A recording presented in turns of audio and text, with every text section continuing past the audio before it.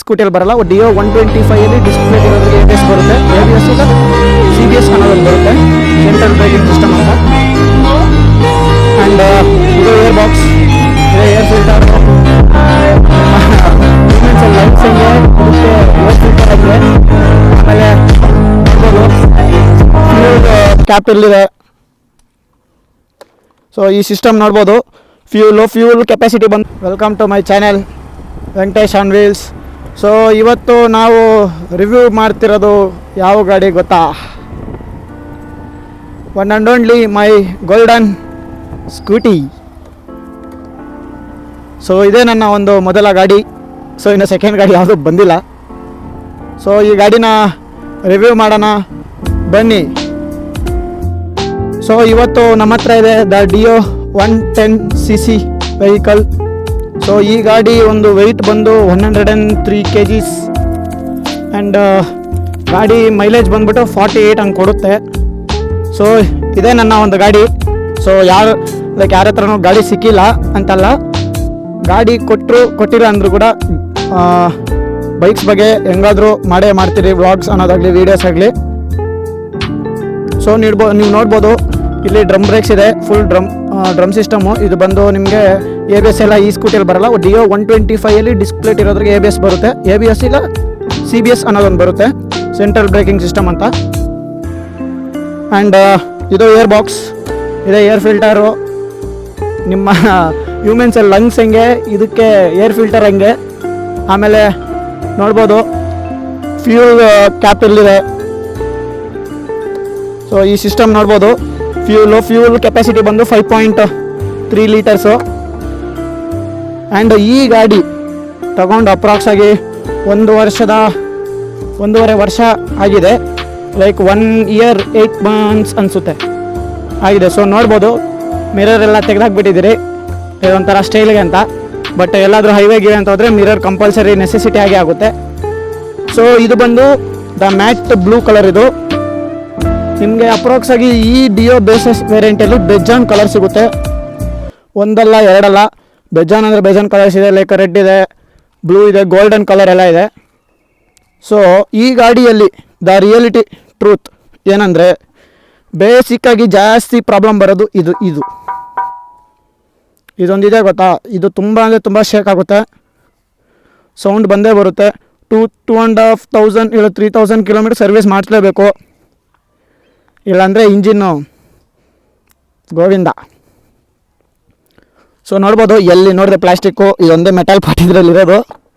ಇದು ಪ್ಲಾಸ್ಟಿಕ್ಕೆ, ಇದು ಪ್ಲಾಸ್ಟಿಕ್ಕೆ, ಇದು ಪ್ಲಾಸ್ಟಿಕ್ಕೆ, ಇದು ಪ್ಲಾಸ್ಟಿಕ್ಕೆ, ಇದು ಪ್ಲಾಸ್ಟಿಕ್ಕೆ. ಸೊ ನೋಡ್ಬೋದಲ್ಲ, ಇದೆಲ್ಲ ಫುಲ್ ಪ್ಲಾಸ್ಟಿಕ್ಕಿಂದನೇ ಬರೋದು.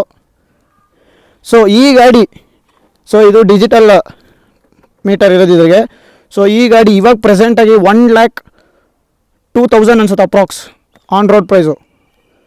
ಸೊ ನೀವು ಇಲ್ಲಿ ನೋಡ್ಬೋದು ಮೋಡ್ಸು, ಇದು ಟ್ರಿಪ್ಪು ಆ್ಯಂಡ್ ಮೈಲೇಜ್ಗೆ ಎಷ್ಟು ಕಿಲೋಮೀಟ್ರಿಗೆ ಎಷ್ಟು ಲೀಟ್ರಿಗೆ ಎಷ್ಟು ಕೊಡ್ತಿದೆ ಅಂತ.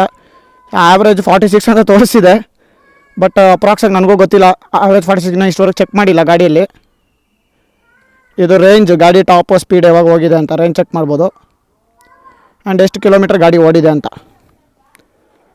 ಸೊ ನಿಮಗೆ ಹೇಗೆ ಅನಿಸ್ತಿದೆ ಈ ಥರ ಗಾಡಿ? ಸೊ ಇದೆಲ್ಲರೂ ಮಿಡಿಲ್ ಕ್ಲಾಸ್ ಜೀವನದಲ್ಲಿ ಎಲ್ಲರ ಹತ್ರನೂ ಇರುತ್ತೆ. ಸೊ ಗಾಡಿ ವೈಬ್ರೇಷನ್ ನೋಡ್ಬೋದು ಹೇಗಿದೆ ಅಂತ. ಸೊ ಬನ್ನಿ ಚೆಕ್ ಮಾಡಿ ನೋಡೋಣ.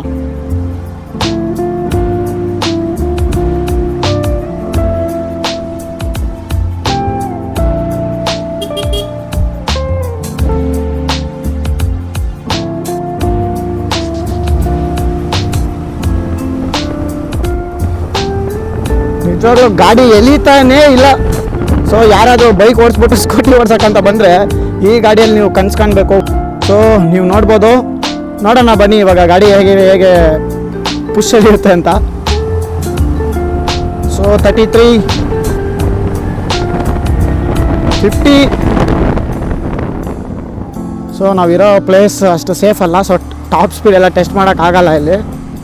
ಸೊ ಆಲ್ಮೋಸ್ಟ್ ಆಗಿ ಸ್ಟ್ರೀಟ್ಗೆ ಅನ್ನೋದು ಪಕ್ಕ ಸೆಟ್ ಆಗುತ್ತೆ. ನೀವೇನಾದರೂ ರೇಸಿಂಗು ವೀಲಿಂಗ್ ಎಲ್ಲ ಹೊಡಿಬೇಕಂದ್ರೆ ಈ ಗಾಡಿನ ತೊಗೊಳ್ಳೇಬೇಡಿ, ಯಾಕಂದರೆ KTM ಕೆಡಿಸೋ ಥರ ಈ ಬ್ರ್ಯಾಂಡ್ಗಂತೂ ಹೆಸರು ಕೆಡ್ಸೋಕೆ ಹೋಗಬೇಡಿ. ಸೊ ಅದರಿಂದ ಈ ಗಾಡಿದು ಒಂದು ಡಿಸೈನ್ ಆಗಲಿ ಕನ್ಸೋಲ್ ಆಗಲಿ ಎಲ್ಲ ಚೇಂಜ್ ಮಾಡಿಬಿಟ್ಟಿದ್ದಾರೆ.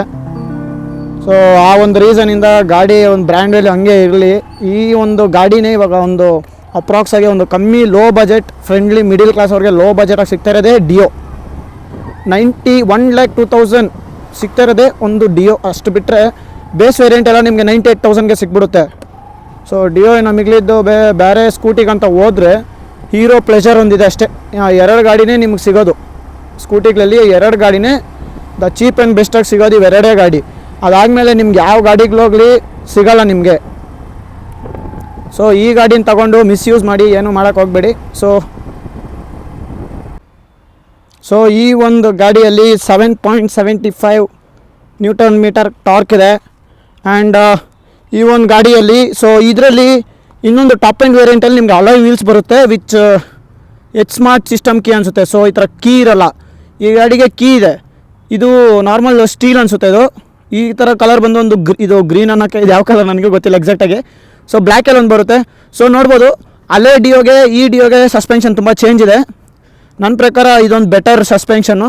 ಸೊ ಮೆಡ್ಗಾರ್ಡ್ ನೋಡ್ಬೋದು, ಎಲ್ಲಾದರೂ ಒಬ್ಬಟ್ಟು ಇಕ್ಕಿದ್ರೆ ಗಾಡಿ ಮೆಡ್ಗಾರ್ಡ್ ಕಿತ್ಕೊಂಬಂದ್ಬಿಡುತ್ತೆ. ಸೊ ಹೆಡ್ಲೈಟ್ ಆಲ್ಮೋಸ್ಟ್ ಓಕೆ ಅಷ್ಟು ಬ್ರೈಟ್ ಏನಿಲ್ಲ. Headlight almost okay. ಸೊ ನೀವು ನೋಡ್ಬೋದು ಇದು ನಾರ್ಮಲ್ ಕೀ ಸಿಸ್ಟಮು. ಇದು ಮೇಲೆ ಪ್ರೆಸ್ ಮಾಡಿದ್ರೆ ಫ್ಯೂಲ್ ಓಪನ್ ಆಗುತ್ತೆ, ಇದು ಪ್ರೆಸ್ ಮಾಡಿದ್ರೆ ಸೀಟ್ ಓಪನ್ ಆಗುತ್ತೆ. ಸೊ ಇದು ನಾರ್ಮಲ್ ಇವಾಗಿರೋ ಪ್ರೆಸೆಂಟ್ ಗಾಡಿಯಲ್ಲಿ ನಿಮಗೆ ಎಚ್ ಸ್ಮಾರ್ಟ್ ಅಂದರೆ ಲೈಕ್ ಬ್ಲೂಟೂತಿಂದ ನಾರ್ಮಲಾಗಿ ರಿಮೋಟ್ ಥರ ಇವಾಗ ಕಾರ್ಗೆಲ್ಲ ಹೆಂಗಿದೆ XUVಗೆ ಆ ಥರ ಬರುತ್ತೆ ಕನ್ಸೋಲ್ ಟೈಪ್. ಆ್ಯಂಡ್ ನೀವು ಇಲ್ಲಿ ನೋಡ್ಬೋದು ಇದು ಸ್ಕ್ಲಚ್ ಪ್ಯಾಕೆಟ್ ಅಂತಾರೆ ಇದ್ರನ್ನ. ಬಟ್ ಆಲ್ಮೋಸ್ಟ್ ಎಷ್ಟೊಂದು ಜನ ಅನ್ಕೊತೀರಾ ಸ್ಕೂಟಿಗೆ ಸ್ಕ್ಲಚ್ ಇರುತ್ತಾ ಅಂತ. ಬಟ್ ಒಳಗಡೆ ಸ್ಕ್ಲಚ್ ಬೆಲ್ಟು ಎಲ್ಲ ಇರುತ್ತೆ. ಇಲ್ಲಿಂದನೇ ಇಂಜಿನಲ್ಲಿ ಇದನ್ನು ರಿಮೂವ್ ಮಾಡೋದು. ಇಲ್ಲಿ ನೀವು ನೋಡ್ಬೋದು ಸಸ್ಪೆನ್ಷನ್ನು ಲೈಕ್ ಸಿಂಗಲ್ ಸಸ್ಪೆನ್ಷನ್, ಇದು ಒನ್ ಸೈಡ್ ಸಸ್ಪೆನ್ಷನು, ಡುವೆಲ್ ಅಲ್ಲ. ಸೊ ನೀವು ಈ ಗಾಡಿನ ಕಿಕ್ಕಿಂದನೂ ಸ್ಟಾರ್ಟ್ ಮಾಡ್ಕೋಬೋದು. ಸೊ ಹಿಂಗೆ ಅಂತ ಬಂದರೆ ಎಷ್ಟೊಂದು ಜನನ ಖರ್ಚು ಮಾಡೋದಕ್ಕಿಂತ ಸಾಕಿರೋ ಗಾಡಿ. ಅಪ್ರಾಕ್ಸ್ ಆಗಿ ನೀವು ಪೇಡ್ ಸರ್ವಿಸ್ಗಂತ ಹೋದರೂ ಈ ಗಾಡಿ ನಿಮಗೆ ಸರ್ವಿಸ್ ಬೀಳೋದು ಮ್ಯಾಕ್ಸ್ ಅಂದರೆ 3.5. ನೀವು ಏನಾದರೂ ಪಾರ್ಟ್ಸ್ ಚೇಂಜ್ ಮಾಡಿಲ್ಲ ಅಂದರೂ ನಾರ್ಮಲಾಗಿ ಹೋದರೂ 3.5K ಆಗುತ್ತೆ ಸರ್ವಿಸ್. 3,500 ಆಗುತ್ತೆ ಸರ್ವಿಸ್ಗೆ. ಸೊ 2025 ಏನಂತ ಕಲಿತೆ ಅಂದರೆ ನಮಗೆ ಯಾರು ವ್ಯಾಲ್ಯೂ ಕೊಡ್ತಾರೆ ನಾವು ಅವ್ರ ಹತ್ರ ಮಾತಾಡಬೇಕು. ನಮಗೆ ಲೈಕ್ ನಾವಿವಾಗ ಅವ್ರಿಗೆ ಎಷ್ಟು ಟೈಮ್ ಕೊಡ್ತೀರೋ ಅವ್ರು ನಮ್ಗೆ ಅಷ್ಟು ಟೈಮ್ ಕೊಡ್ತಾರೆ ಅವ್ರಿಗೆ ಮಾತ್ರ ಟೈಮ್ ಕೊಡಬೇಕು. ನಾವು ಬಿದ್ದು ಇವ್ರ ಮೇಲೆ ಹೋಗ್ಬಿಟ್ಟು ಮಾತಾಡಿಸ್ಬೇಕು ಅನ್ನೋದು ಏನೂ ಇಲ್ಲ. ಸೊ ಏನಂದರೆ ಸೆಲ್ಫ್ ರೆಸ್ಪೆಕ್ಟ್ ಅನ್ನೋದು ಟಾಪಲ್ಲಿ ಇಟ್ಕೋಬೇಕು. ಕೆಲವಷ್ಟು ಜನಗಳಿಗೋಸ್ಕರ ನಾವು ರೆಸ್ಪೆಕ್ಟ್ ಆಗಲಿ, ನಾವು ಅವ್ರು ಕೊಡೋ ವ್ಯಾಲ್ಯೂ ಆಗಲಿ ತುಂಬ ಡೌನ್ಗ್ರೇಡಾಗಿ ಇಟ್ಕೊಂಡಿರ್ತೀರಿ. ಯಾಕಂದರೆ ಅವರೇ ನಮ್ಗೆ ತುಂಬ ಇಂಪಾರ್ಟೆಂಟ್ ಅಂತ ಇಟ್ಕೊಂಡಿರ್ತೀರಿ. ಸೊ ಆ ಒಂದು ಕಾರಣದಿಂದ ನಾವು ಸೆಲ್ಫ್ ರೆಸ್ಪೆಕ್ಟ್ ಅನ್ನೋದು ಮರ್ತೇ ಹೋಗಿರ್ತೀವಿ. ಸೊ ಈ 2025 ಅಂತೂ ಆ ಥರ ಮಾಡಬಾರ್ದು ಫಿಕ್ಸ್ ಆಗೋಗ್ಬಿಟ್ಟಿದ್ದೀನಿ. ಈ 2025 ಏನಾದರೂ ಆಗಲಿ ಸೆಲ್ಫ್ ರೆಸ್ಪೆಕ್ಟೇ ಟಾಪಲ್ಲಿ ಇರಬೇಕು.